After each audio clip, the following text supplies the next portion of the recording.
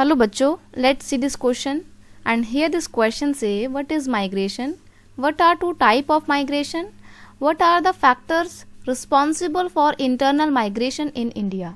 Question आपसे बोल रहा है कि माइग्रेशन क्या होता है और इसके दो टाइप्स आपको बताने हैं और बताना है कि जो इंटरनल माइग्रेशन होता है उसके लिए कौन कौन से फैक्टर रिस्पॉन्सिबल हैं इंडिया में। यहाँ पे क्वेश्चन का की कॉन्सेप्ट हो जाएगा माइग्रेशन, क्योंकि हम बेसिकली माइग्रेशन की बात करेंगे। माइग्रेशन होता क्या है? जब आप एक जगह से किसी दूसरी जगह चले जाते हैं तो उसको बोला जाता है जनरली माइग्रेशन।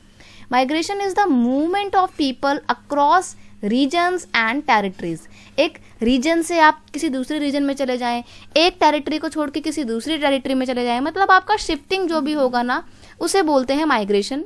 ये दो तरीके का होता है, एक होता है इंटरनल माइग्रेशन और एक होता है external migration. When you move inside your country from one place to another place, it is known as internal migration। तो अपने ही देश में एक हिस्से से दूसरे हिस्से में चले जाएं, जैसे कि आप दिल्ली से कोलकाता चले जाएं या गुजरात चले जाएं, तो ये इंटरनल माइग्रेशन है।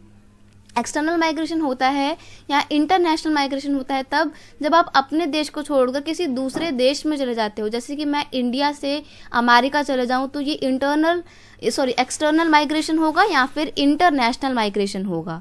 अब अगर हम बात करें कि फैक्टर कौन कौन से रिस्पॉन्सिबल होते हैं माइग्रेशन के लिए, तो इंडिया में तो सबसे बड़ा फैक्टर होता है job opportunity.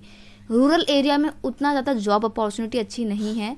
In India people migrate from rural area to urban area in search of good job and good employment opportunity. लोग इसलिए एक तो करते हैं एक जगह से दूसरी जगह के लिए माइग्रेट।